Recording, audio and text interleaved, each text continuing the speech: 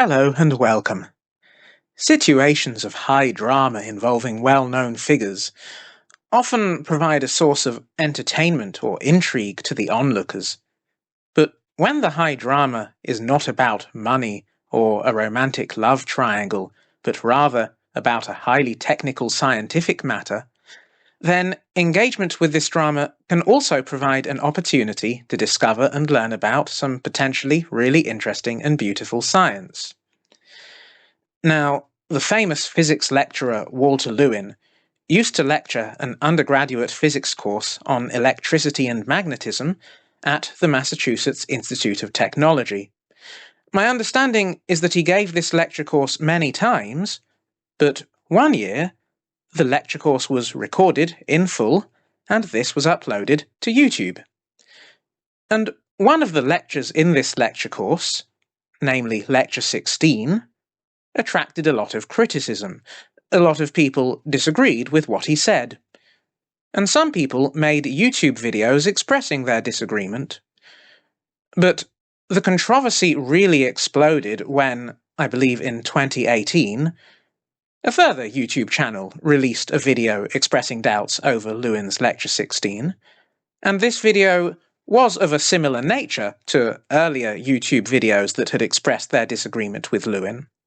But the difference in this case was that now the channel that was expressing doubts was a major YouTube channel, namely ElectroBOOM. And thus began an epic internet war between those who agree with what Lewin presented in his lecture and those who agree with the opposing perspective presented by ElectroBOOM and others. And Lewin made some videos in reaction to ElectroBOOM's video, and then ElectroBOOM made another video on the topic, and after that, the amount of commotion over the controversy seemed to steadily decrease over the years, but not because the controversy ever actually resolved itself.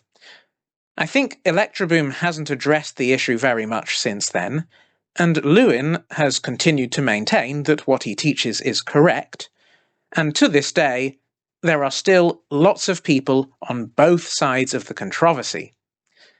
And my aim is to try to end this situation. So, I'll shortly explain what the actual controversy is, but first I want to address why has the controversy continued to persist for all these years? What have been the obstacles towards there being an answer that everyone can accept? Well, one of the obstacles is simply the fact that this controversy has been taking place mostly over the internet. People argue with each other without there being any system of expert peer review overseeing the arguments. And, as is to be expected, there's a lot of vitriol coming from some people on both sides of the argument. And this also ends up turning other people off from engaging with the controversy, which is a bit of a pity because I think there's some really beautiful physics to explore here. But the main answer as to why this controversy has been difficult to resolve, I think, is this. Many of those who are on the correct side, and I do believe there is definitively a correct side and an incorrect side in this particular controversy. So many of those who are on the correct side will have had, as part of their education and training, a course in which they learn about electrical circuits in a way that starts from the foundational physics concepts and builds up from there.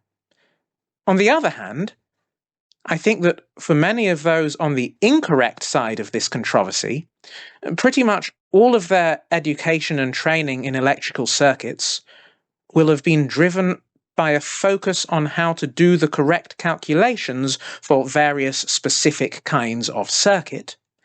And so, instead of having a clear understanding of the physics of circuits, they just have an imprecise intuition about the physics that has built itself around those calculations. And so this creates a communication barrier between those who presuppose the correct physics foundations for thinking about the behavior of electrical circuits, and those who presuppose a different heuristic framework for thinking about electrical circuits that does not represent the true physics. Okay, so what is the controversy about? It concerns how to analyze voltages in circuits like the one shown here, described in a paper by Robert Romer. This circuit is the one that Lewin discussed in the controversial part of his Lecture 16. And to be clear, the controversy isn't over the question of what result will be physically observed when we do the experiment, because people on both sides of the controversy have performed the experiment and observed the same results. Rather, the controversy is over how we account for what is physically observed. So, in the middle, we have a solenoid, i.e., a coil of conductive wire, that coils along an axis perpendicular to the plane of the screen. Surrounding this coil, in the plane of the screen, we have two resistors connected into a loop by wires, and we have two voltmeters where the negative terminals of the voltmeters are both connected to the point A along one of the connecting wires between the two resistors, and the positive terminals of the voltmeters are both connected to the point B along the other connecting wire between the two resistors. Now, when a changing current is passed through the solenoid, this induces a current in the resistor loop and a discrepancy between the two voltmeter readings. In fact, assuming that the solenoid is long enough so that the magnetic field is negligible outside the area enclosed by the solenoid, we will have that one of the voltmeters reads a positive reading while the other reads a negative reading.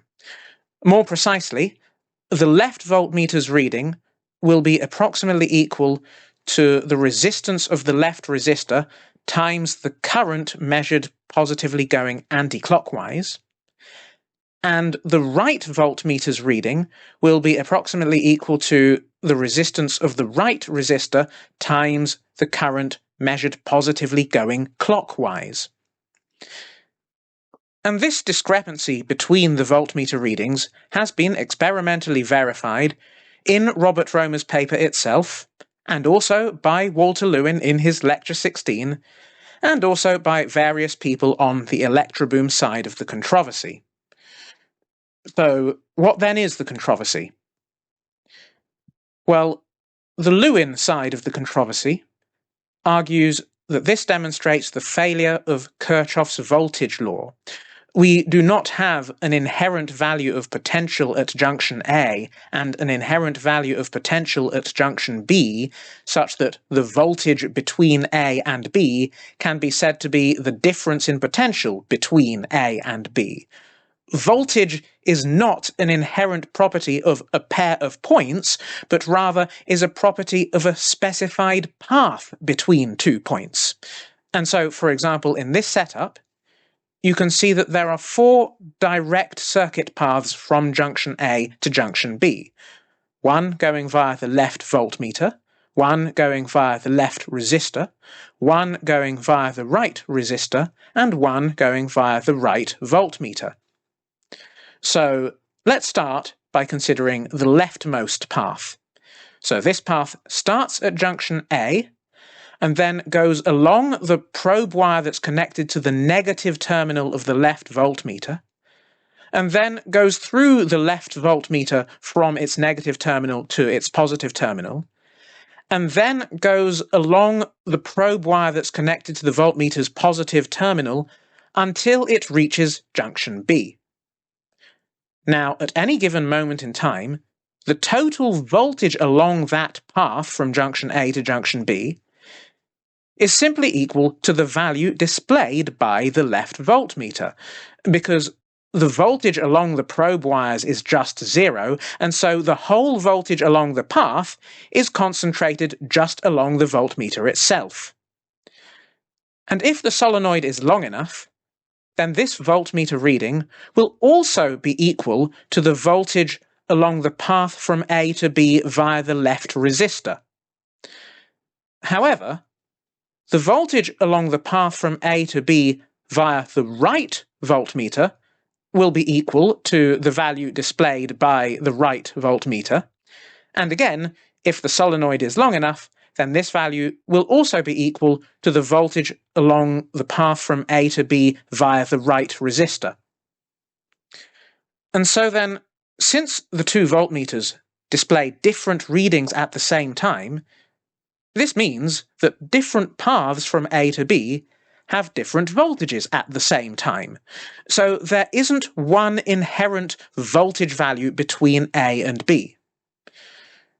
Now, another way of saying the same thing is to say that if we consider the circuit path from junction A to itself that starts at junction A and then goes via the left voltmeter to junction B and then goes via the right voltmeter to get back to junction A, then the total voltage along this complete loop is not zero, because this total voltage is equal to the difference between the two voltmeter readings. And so Kirchhoff's voltage law fails here, and instead Faraday's law of electromagnetic induction is needed as the necessary generalization of Kirchhoff's voltage law.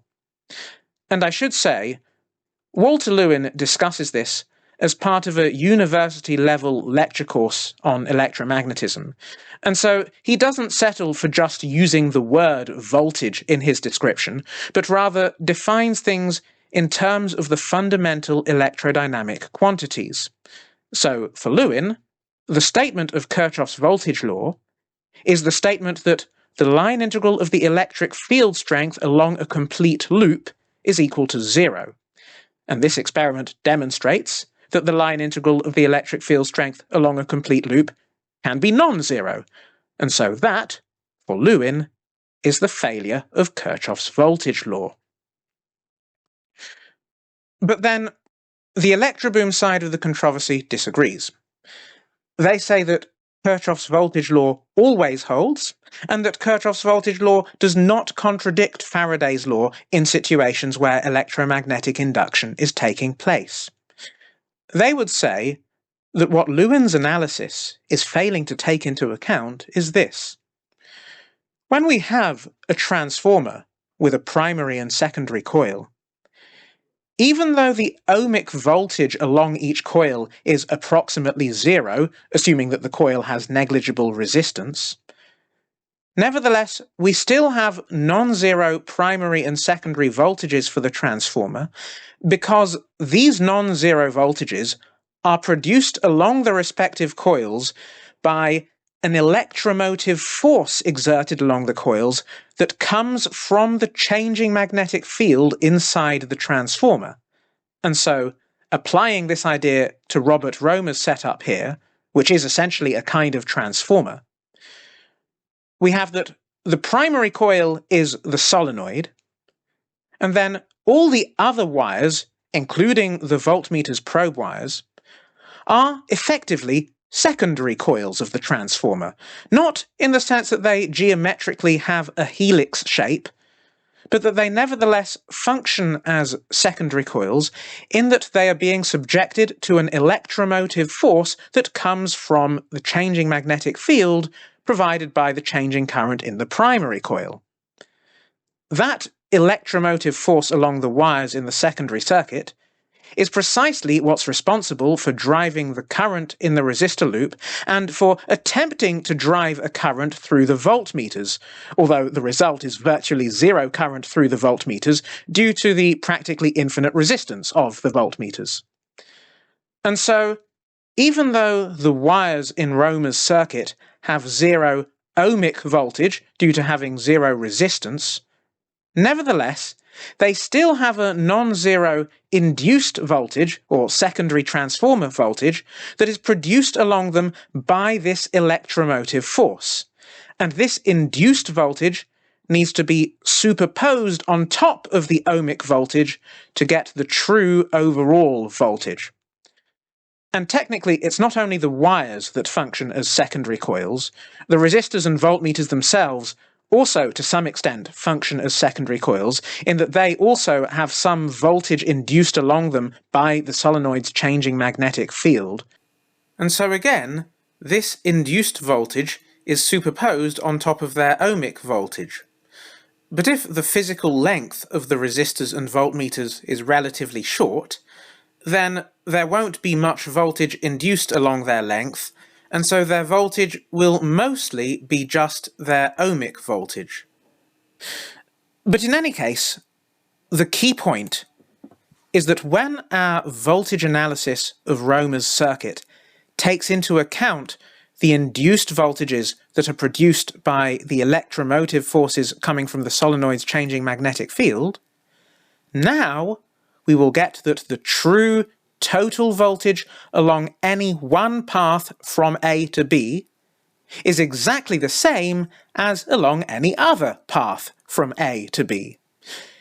In other words, at each moment in time, there is one true value of the voltage between junction A and junction B, but the voltmeters do not read this value because their probe wires are picking up non-zero electromotive forces.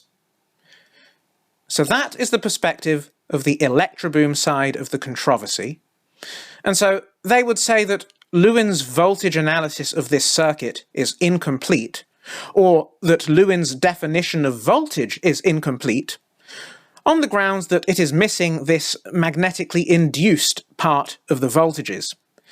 They accept Lewin's statement that the integral of E dot dx along a complete loop can be non-zero, but they would say that in the presence of electromagnetic induction, the integral of E dot dx along a path only quantifies the non-induced contributions towards the voltage along that path. And so I think that a helpful way of framing the controversy, along the lines of how ElectroBOOM frames it, is as being over the question of what is the physically correct or physically appropriate definition of voltage. But I want to emphasize, this does not mean that the controversy is essentially one of semantics. Your answer to the question, what is the physically correct or physically appropriate definition of voltage, will be determined fundamentally by your picture of the actual physics of the circuit. When ElectroBOOM says that Lewin has a wrong definition of voltage, ElectroBOOM isn't really interested in semantics, and neither are most of the perhaps hundreds of thousands of people who would identify as siding with ElectroBOOM in this controversy. And it's worth clarifying this point because I think that a few of the people who engage with the issue of how to define voltage in the presence of electromagnetic induction bring in additional semantic considerations that are, in my view, very separate from the controversy itself, and this can potentially lead to some confusion.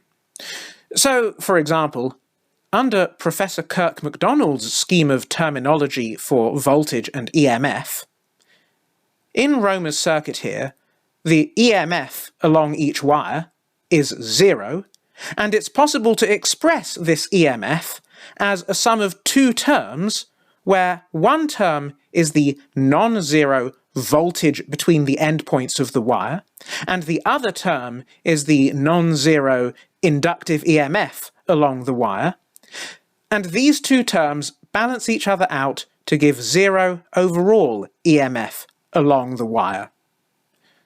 And that scheme of terminology indicates a very different perception of the actual physics from how virtually all of the people who side with ElectroBOOM perceive the physics, even though Professor Kirk MacDonald would say that, under the appropriate terminology, Kirchhoff's voltage law does hold for Romer's circuit.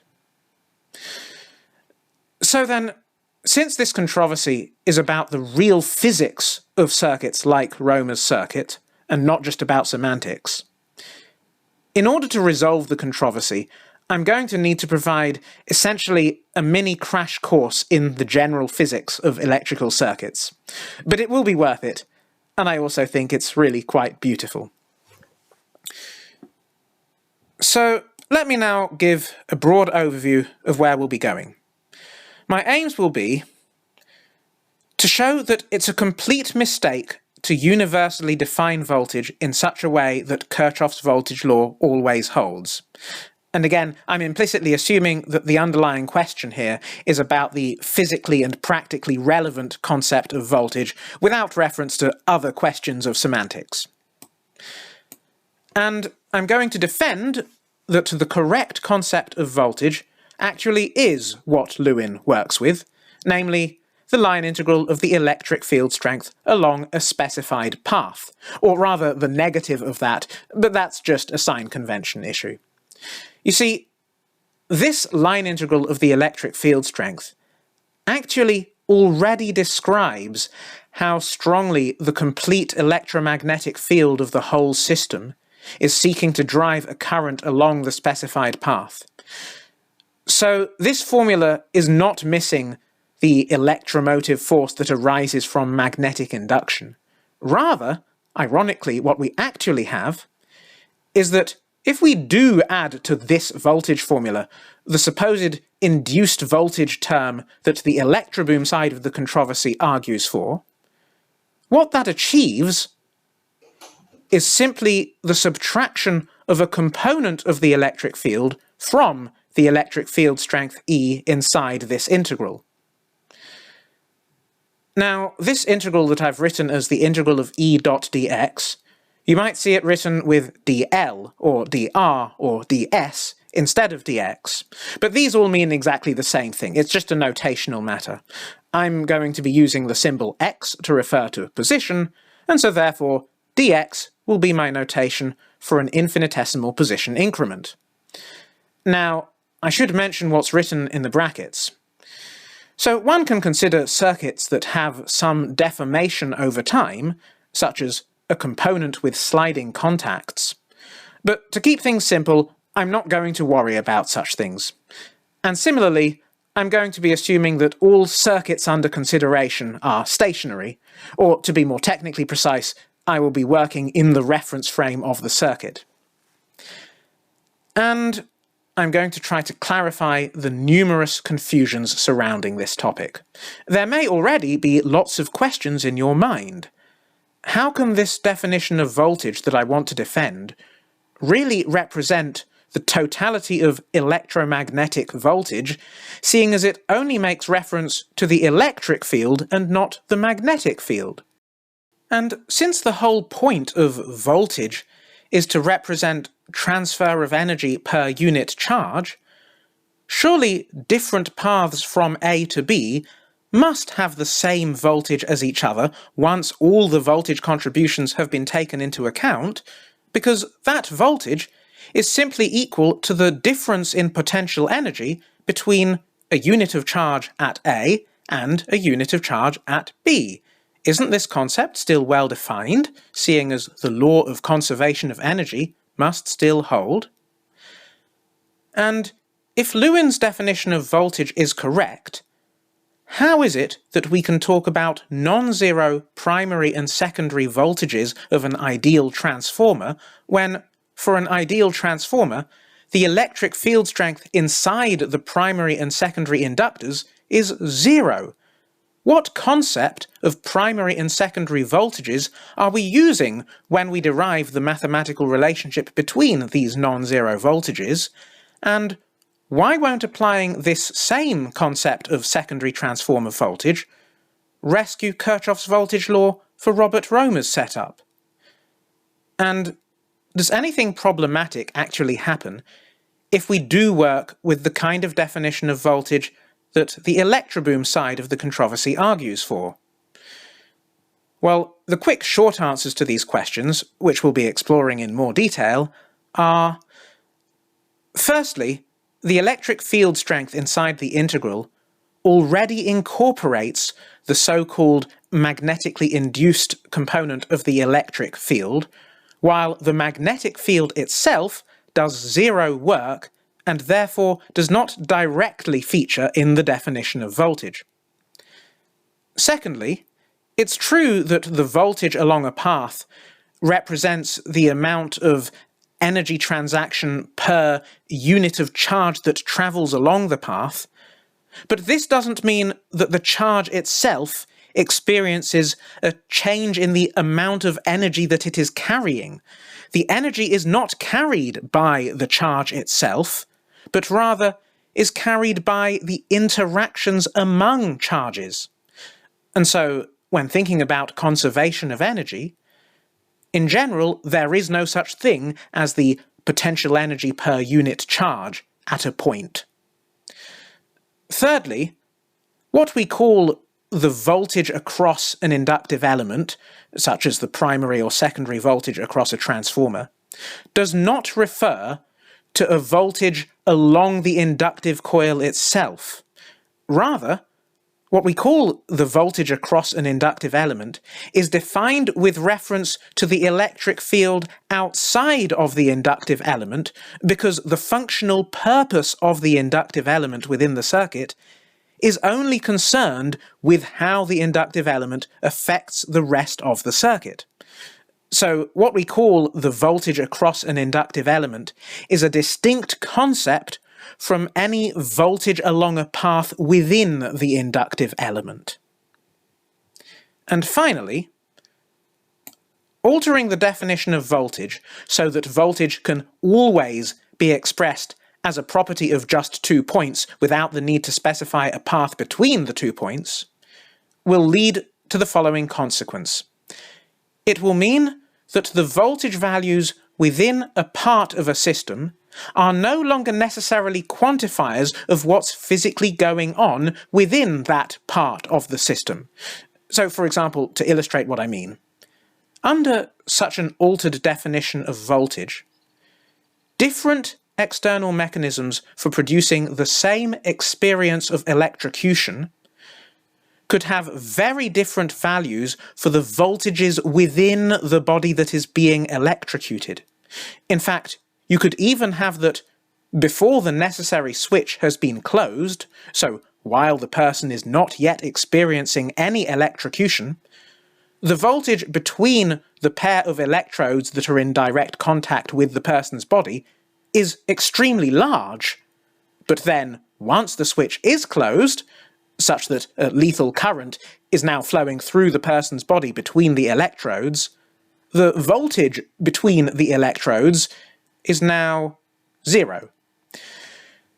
Now, I can possibly imagine someone arguing that this actually isn't really a problem, just so long as it's clearly recognized that for quantifying electrocution, it's the ohmic voltages inside the body that are relevant, rather like how, for the rate at which a battery is heating up, it's only the battery's ohmic voltage that you multiply by the current through the battery to get the rate of heat generation. But I would say in response that the voltages within part of a system, such as within the body that's being electrocuted, should be fully definable with reference to what's going on within that part of the system. And if that requires voltage values to be specified along paths rather than just specified between points, then so be it. Or alternatively, if you want to avoid any confusions that could arise from that, you can instead just choose to not use the term voltage at all in these scenarios, and that's what some people do. Now, you might be wondering, how is it that the type of voltage analysis that ElectroBOOM argues for seems so compelling when it ultimately ends up leading to such strange consequences? And I think that at the heart of the answer is this. In an electrical system, a central role in the maintaining and regulating of electrical currents is played by the static electricity that's distributed along the surfaces and interfaces within the system. But people often visualize the behavior of electrical circuits in a way that forgets about this fact. And so, when that kind of visualization of electrical circuits is then applied to circuits involving electromagnetic induction, this then leads to a conception of voltage for such circuits that is built on an inconsistency in which the so-called induced component of the electric field is treated as a voltage source, while the electrostatic component of the electric field is not likewise treated as a voltage source. But just thinking again about our electrocution scenario, each bit of mobile charge inside the person's body cannot distinguish the work that's being done on it by the so-called induced component of electromagnetic force from the work that's being done on it by the component of electromagnetic force that comes from static electricity.